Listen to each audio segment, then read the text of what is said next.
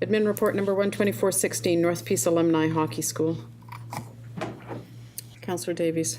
Yeah, I'll make the recommendation that council not grant an exception to the City of Fort St. John bylaw 2137, 2014, community services fees and changes bylaw for the reduction of 2017 ICE user fees as requested by the North Peace Alumni Hockey School, and that council waive the requirement to prepay the 50% deposit and make full facility rental fees payable on the start date of the 2017 hockey camp. And further that, council authorized staff to work with the North Peace, I gotta look it up now, North Peace Alumni Hockey School representatives to ensure mutually agreeable dates for the 2017 hockey camp. That was totally weird. Start over. Okay. Is there a seconder? Second, and Councillor Stewart. Thank you, Worship. I have just some questions for further information from staff. It's been a long time since I attended a hockey school. I am wondering about what, throughout our province, I guess specifically, are hockey pools normally a for-profit organization or a not-for-profit organization? Would be first question. Second question, without this hockey school, do we have other hockey schools that are taking place this season, next season within the City of Fort St. John? Okay. Through the city manager to the general manager of community services. Thank you, Your Worship, through you to the councillor. Most hockey schools across the country are for-profit private businesses, often run under the very same model that we're seeing here today, or that we've discussed and heard Mr. Fast's delegation on. I'm not aware of any other hockey schools that are running within the City of Fort St. John city limits. Typically what you do see, though, are the minor programs having tryouts and conditioning camps and so forth, starting in September, October timeframe. So not aware of any. I'll look to the manager of recreation just to confirm that we don't have any other hockey schools. Just, that's okay. It's Bill Hiscock, he runs under minor hockey. Yeah. Minor hockey as well. So there is, thank you for that, Kyla, there is one additional camp that is run on behalf of minor hockey through Mr. Hitchcock. Okay.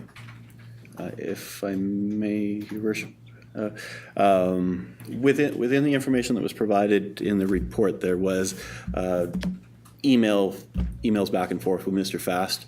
Within one of those emails, it stated that Mr. Fast could book, one of his options was to book through minor hockey, acting on his behalf. If that was to take place, and I don't know if that is what Mr. Hitchcock has done there, but if he would do that, then he would receive the minor hockey ice time thing. So it would be a way of sidestepping, lack of better terminology, the $303.41 per hour that he would be paid as a for-profit rate. Through you, Your Worship, to the councillor, it becomes the minor, Fort St. John minor hockey's camp. So if they choose to run a camp, they are a non-profit organization. Yeah. An established society, and they rent the ice from us. Our contract would be with minor hockey. And then Mr. Fast could charge They would hire whatever Mr. fees he Staff would- too. If Fort St. John Minor Hockey wishes to hire Mr. Fast to be a consultant or a contractor to help them run their camp, then that would be their prerogative. But our contract would be with minor hockey. with minor hockey itself. Or another not-for-profit. Correct. Correct, yeah, all right, thank you. You're welcome. Okay. My only concern with this resolution is that we waive the requirement for the prepay.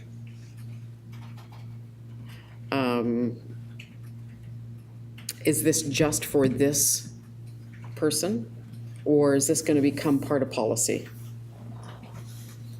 It's just for this person. Thank you, Your Worship. That's a great question.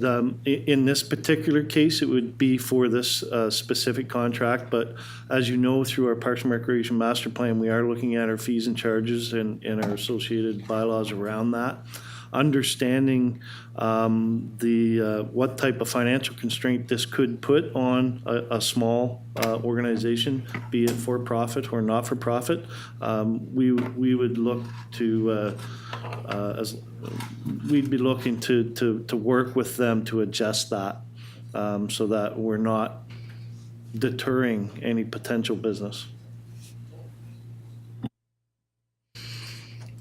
I just have, if the policy doesn't work, we need to change the policy. I don't like these little one-offs. I'm not a fan of one-off negotiations, so the city manager? Thank you, Your Worship, and point well taken. The purpose of the deposit, the early deposit, is so that you've got some security for that booking. And that's what the intention is with an early deposit, rather than requiring the funding, the money after or at the time of. If in the case that they cancel the bookings, there's no penalty back to the organization.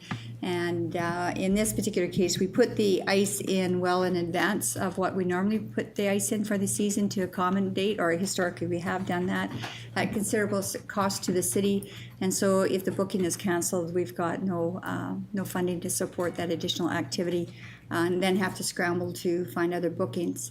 The recommendation is made in the desire to sort of work with this particular a business, or if it goes through a nonprofit, to get them there, and to see the function or the activity being hosted in our community. But it is outside our policy. And you do run the risk that if the booking is canceled, that in fact you are put the ice in quite a bit earlier. So if you want to change the policy, then it would apply to everyone, or you can make an exception within your policy for this particular activity. The other comment, and going back to Councillor Stewart's question with regards to the profit or private or public, I believe Mr. Fast indicate that most schools are public, and that this one was the lowest. They had the lowest fee across Canada, I believe he said, and had not been adjusted for 11 years. I'm going back on my back tape, so I might be wrong on that. Councillor Stewart? Thank you, Worship. Yes, to confirm what City Manager said, that is part of the program that Mr. Fast has run, is the keeping the fees low, but I do think that it was easily done with the undercharging of the fees for many years by the City of Fort St. John, in just not having a level playing field there, of which now we're to the with our fees and charges to the level where we should be at for the facility that we're offering. Additional question for staff. I know that, again, going through the communication back and forth with Mr. Fast, there was juggling of times that he had requested, and that was something that he presented to us, that he couldn't get the dates that he would like, but I noticed that he did agree to some dates, and then he requested different dates within that. But my specific question is, we're specifically talking about the Pomeroy Sports Center and the ice going in and there, where we do have the North Peace Arena. I'm wondering what the timelines are of getting ice in the North Peace Arena. Has there been discussion with Mr. Fast about using that? As that is a much smaller facility, is less expensive to maintain in the summertime than the Pomeroy Sports Center would be, I'm assuming, in keeping ice as ice. Okay. The General Manager, Community Services. Thank you, Your Worship. Through you to the councillor. The reason why the Pomeroy Sports Center is used is because we put the ice in for the oval, for the speed skating and the Olympic development camps and so forth in August. So the date question around what week, I know our manager of recreation worked very closely with the individual to try to get a date that would work for everybody. Last year, as an example, he took a date that was earlier, so we had a week of burned ice, or empty ice, if you will. But that's the rationale as to why we use the Pomeroy Sports Center, not North Peace Arena. North Peace Arena ice does not go in till, I believe, the end of August, beginning of September. End of September. I stand corrected. Thank you. Okay. So this is all for the 2017 year.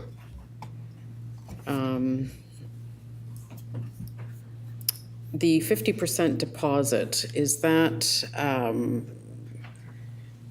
what kind of percentage of a deposit would cover the cost of putting the ice in?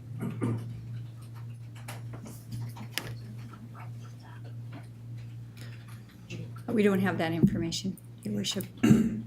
Okay. I can't support just waiving the requirement. This is a one-off. We've got, is the timeliness of this important? Does it need to be done today? Can we take a look at, Your Worship, the camp has been canceled for 2016, so we're really looking about going forward. okay. So there is no urgency to come to a decision for 2016. Okay, so maybe we can refer this back to staff. We're looking, the fees and charges that we're looking at will be done, timeline. That'll be part of the Parks and Recreation Master Plan process. So the Parks and Rec Master Plan is to be concluded by the end of November. So any policy type of decisions coming out of that, in particular around fees and charges, would be presented to council in due course. So December, January, we would see, November, December, January, somewhere in that neighborhood, and that would give sufficient time for any of our users to see the different fees and charges and make their decisions appropriately? That's correct. And in this particular case, Your Worship, with respect to the 50% deposits, again, we would look at that from a policy perspective for all of our large bookings. Yeah, okay, perfect. Something I definitely would prefer, I just think that in the face of equity and fairness and transparency, we need to ensure that we have something that we can live with. So did we have this? We have a mover and a seconder on this? Yes, we do. Move to table until we have our new policy in place. That's moved and seconded. In favor? Opposed? Carried.